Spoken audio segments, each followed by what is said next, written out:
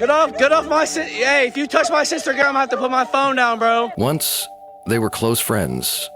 Then came the fights, the rumors, and the drugs.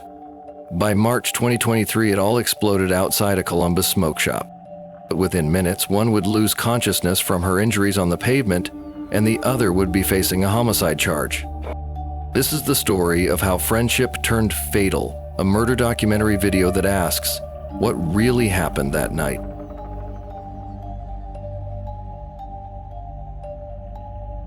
With all the people that we interviewed and the video that we recovered, we're charging you with murder. Detectives sit across from an 18-year-old woman. After canvassing witnesses and pulling phone video, they tell her flatly she's being charged with homicide. A scene drenched in chaos outside a smoke shop in Franklin County, Ohio. Moments earlier, two teenage girls had been fighting in the parking lot, and one of them, 17-year-old Halia Culbertson, now lies injured near the neck area. Her attacker, later identified as 18-year-old Bryanna Barozzini, is nowhere in sight. Police arrived at the scene and quickly identified and arrested the suspect. In the summer of 2024, 20-year-old Bryanna Barozzini pleaded guilty to involuntary homicide for the loss of life of 17-year-old Halia Culbertson. It's the conclusion to a tragedy that began the previous March 2023 when a fight between two former friends outside a Columbus smoke shop turned tragic. Barozzini agreed to plead guilty just before her trial was set to begin. Are you pleading guilty to this crime I've outlined for you because you did, in fact, commit that crime? Yes, Your Honor. All right, have a seat. Thank you. Months later, news anchors recap the story. The two girls, once close, had fallen out long ago. That night, tensions resurfaced when Barozzini accused Culbertson of using drugs. Halia, proud of her recovery, took the insult personally. Halia Culbertson at a store, and that is when the two get into this argument inside. She stepped outside and waited, ready to confront her former friend face to face. This video was recorded by a witness on a phone. Hey, get off my sister, bro. Get off my sister. Hey, if you touch my sister again, I'm gonna have to put my phone down, bro. And of course, part of the video was also shown in court. Crunch your to get it over with, bro. Crunch your to get it over with, Halia. When Columbus police arrive, officers immediately spot the wounded teenager as she's being loaded into an ambulance. The flashing red lights paint the asphalt as investigators begin piecing together of what happened.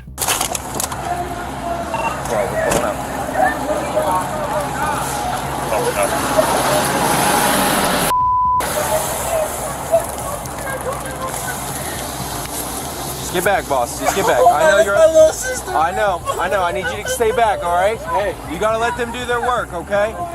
Come on, guys. Let's get back. Let's get back. Come on. Come on. I understand. Let's get back. Okay, I'm gonna get your information. Did you see it? Yes, we saw it. Who saw it happen? Me, him.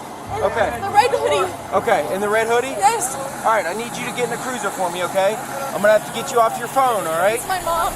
I understand that, but I need you. Okay? I need you to get in the cruiser, okay? I'm talking to a cop. I might have to hang up the phone.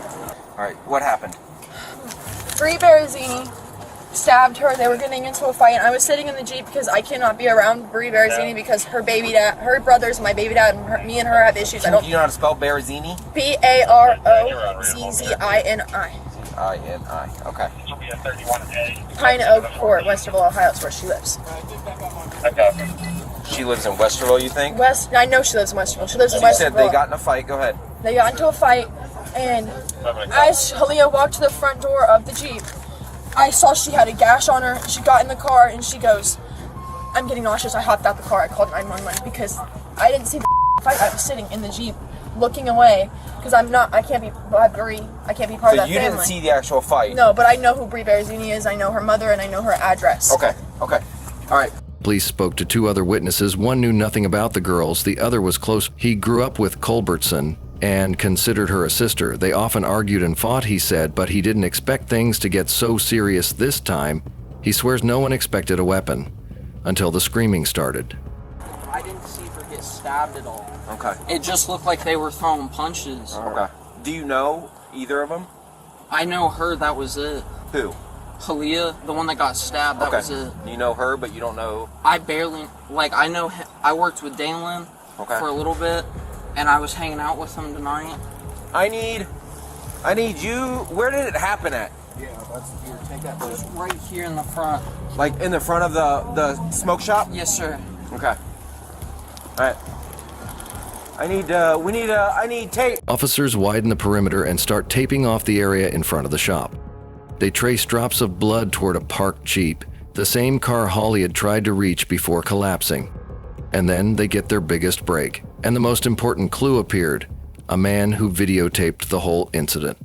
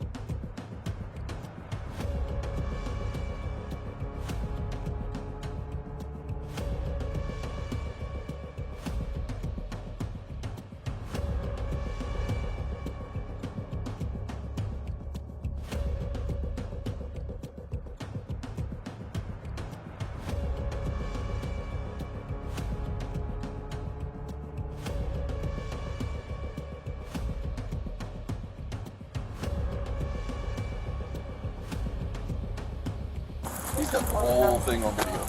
On video? Whole thing. Okay. Yeah. Awesome. That's Yeah, fantastic. I mean, it's crystal clear HD video. There were two girls standing right here fighting. They were just mouthing. Where at? Does it show? Just I want to make sure I get the whole scene. Wherever there's blood is right where it happened. Okay. Because she started sparking. It had to. Armed with the witness's video and statements, detectives waste no time. They track Barozzini to her home that same night. Prosecutors later reveal that officers found her clothing with visible stains inside a washing machine and the knife hidden in a crawl space. He's arrested, placed in handcuffs, and taken to headquarters for questioning. It was random as she came in while we came in. Like, it was random as in the smoke shop? Yeah, in the smoke shop right there. Okay. It just and happened to come in, and they started going at it, and store, and Bree called Halia a cokehead. Okay. Halia's a sober, like she's a recovering addict. So she took that into great offense. You know, I don't know if you've met any recovering addicts, but like me personally, I'm one. Who was an addict? I'm sorry. Halia. Halia was an okay. addict. So, and she called Halia out on being a cokehead. Yeah. So like Halia got mad, and Halia was waiting outside, and they were supposed to just fight. It was supposed to just be a fight. Like I was there. I was supposed to be like in between it. I didn't even see a knife get pulled. Like, I'm not sure if it was a knife or if she had a ring on her finger and just got her. Like, you know what I'm saying? Like, because the knife got pulled out and it was on the ground and I saw it. What kind of knife was it? It looked like a switchblade, like a butterfly knife type of knife. But I'm not entirely sure. Okay. Like, I'm going to be honest with you. But she didn't have time to pull it out because Halia, like, I'm not going to lie, that's my little sister, but she smacked the out of her first. Like, you can see it on the video. Right. Halia smacked her. All you saw from that was hands on hands. There was no like digging into pockets and pulling out and going like, you know what I'm saying? Right. Like, there was none of that. Because if I would have seen that, I would have already been in there and y'all would have been called sooner. We didn't know she was bleeding out till she got it back. She crunched Bree in the face. Bree was on the ground and she walked away. Halia walked away, got in the Jeep ready to drive. Right. And she was sitting there, and Kenji comes over to me and goes, she's spitting blood out of her chest. And I come over and I just see, like, right in this area on the right or left side of her chest, shooting blood. My first reaction is take my shirt off, put it on top, put pressure on it. Okay. I've had my brothers die in my arms because they got shot, and I didn't put pressure on it. You know what I'm saying? Like, I didn't put pressure fast enough. So like, that's rough. That's rough, brother. That's rough. Man, just please save my sister. For hours, she sits slouched over the interrogation table, head buried in her arms, saying almost nothing. When a detective finally enters, his tone is even and factual. He tells her that Halia passed away at the hospital. Then calmly, based on the evidence and statements, you're being charged with homicide. Talia was taken to the hospital, and that's where she died. She didn't survive her injuries.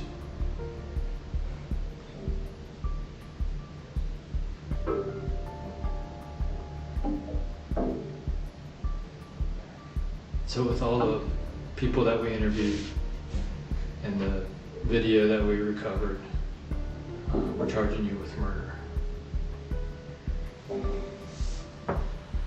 No sort of self-defense or anything?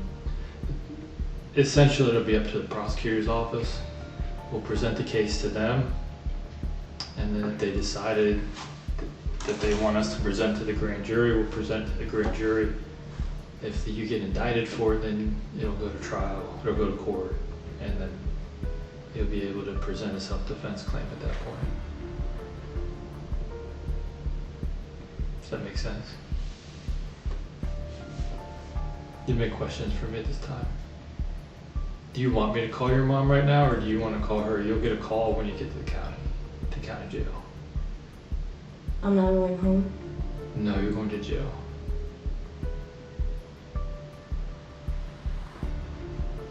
Because we're charging you with the murder. You'll go to county jail. Tomorrow you'll go to court for your first arraignment. They'll set your bond. And then at that point we have 10 days to present the case to the grand jury for indictment. If we don't do that, you have to be released. If you don't post bond, if we do present to the grand jury and they what's called a no bill, if they decline charges, then the case is dismissed at that point. That's kind of the process right now. So you'll go right now, some patrol officers will take you down to the county jail. You'll get slated down there under the one charge of murder. Tomorrow you'll go to court where they'll set your bond. So when you do get down to the county, we'll have access to a phone if you want to call your family then. I would like to call my mom. Okay. As soon as possible. Yeah. So right now they're going to take you down one floor, and right there they'll take your take photos of you and take your fingerprints. That's just process, that's just policy. And then you'll be driven down to Franklin County Jail.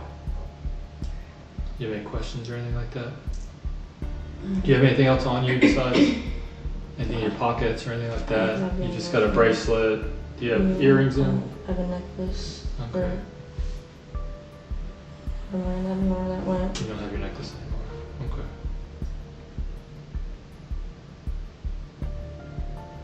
Do you have any questions of me right now? No, just wanna be sure I can call my mom and get all the way already. Yep, you'll be able to do that.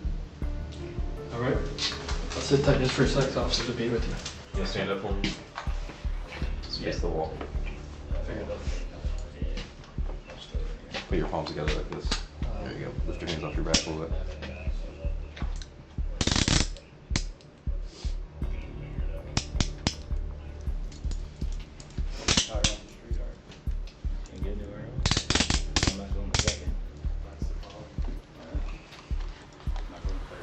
So we're gonna run downstairs, get your picture taken, and then head down to Jackson Pike, okay?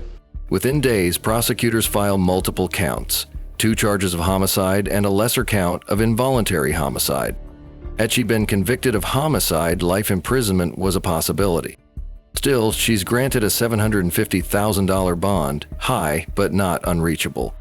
Her name soon surfaces online as reporters dig through records and find the same charges listed in Truthfinder, a public database used by journalists for background checks. By spring 2024, as trial approaches, her defense team builds its argument. Self-defense. They claim Culbertson was the aggressor, that she struck first and Bryanna reacted. But prosecutors have damaging evidence, text messages that show intent. In one, she allegedly wrote, "I'll cut that and my whole family if she shows up to my house again." When the judge signals that this message will be admissible, Bryanna's strategy changes overnight. Instead of risking a trial on the homicide charge, she accepts a plea admitting guilt to involuntary homicide. It's a major downgrade from the original charges, but it's still a felony that will follow her for life. Her sentencing is scheduled for July 2024, just a month later. That morning, the courtroom was filled with family and friends on both sides. 17 years old, she hadn't even discovered what she could become. She describes the pain of outliving a grandchild, unbearable beyond words. She hadn't even begun to understand what she had to offer this world. Her family and friends didn't even get a chance to watch how far her talents and love for life would take her. They say how horrifying it would be to outlive your child, while I'm telling you, feeling the grief, suffering the pain of outliving your granddaughter is unbearable. Before proceedings begin, the judge looks over the gallery and reminds everyone,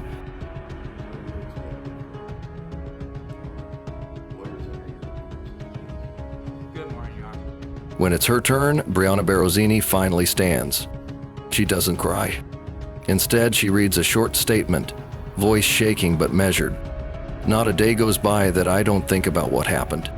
I know the pain I caused the Culbertson family is indescribable. I will carry this guilt forever. I take a life, and I understand that means others will suffer for the rest of theirs. I pray every day for forgiveness, for them, and for my own family. A day goes by that this incident hasn't been on my mind. I understand and feel for the victim's family as I know the harm I have caused them is indescribable. I also feel for my own family as the situation has caused them a lot of pain. I can understand and appreciate the harm that I have caused now. I will be living with this guilt the rest of my life. I took a life and I understand the victim's family will suffer for the rest of their lives, as will my family for what I've put them through. I pray and will continue to pray for all parties involved. After a long pause, the judge speaks. He acknowledges her remorse, but reminds her that a young life can never be brought back. Then he delivers the sentence. 3 years in state prison, the maximum allowed under law for the plea she entered. Both acting somewhat immaturely. In my day, you had a fist fight, you had a fist fight. Either one or you're lost. Now everybody wants to clean up. There are mitigating factors here. She is eligible for probation. I'm not going to give her probation, but she's eligible for probation. Your family's going to get to see you, spend time with you.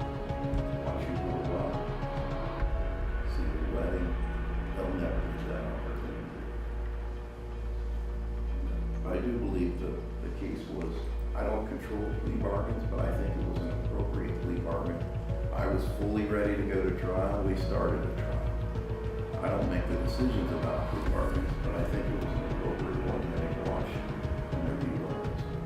So the courts considered the factors in sentencing between 11 and 12 and gone through the more serious factors, less serious factors.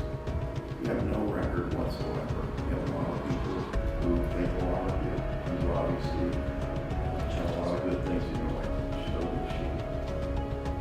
That's what makes this a tragedy.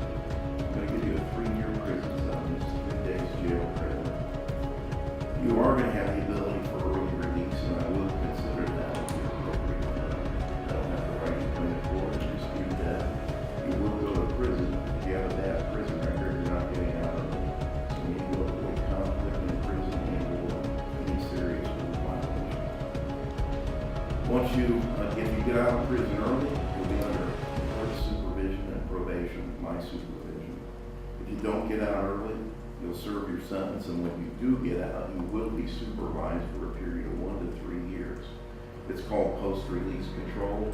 Post-release, you're out of prison, control of prison authorities will assign you a parole officer.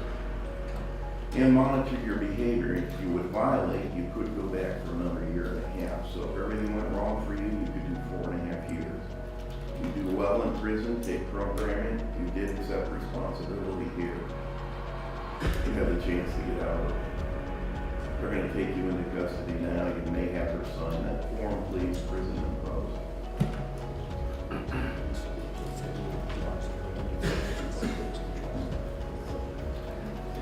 Your Honor, would you waive the finding for costs?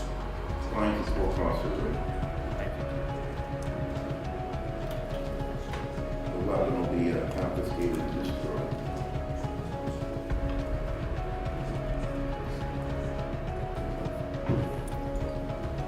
I do want to thank everybody. I think everybody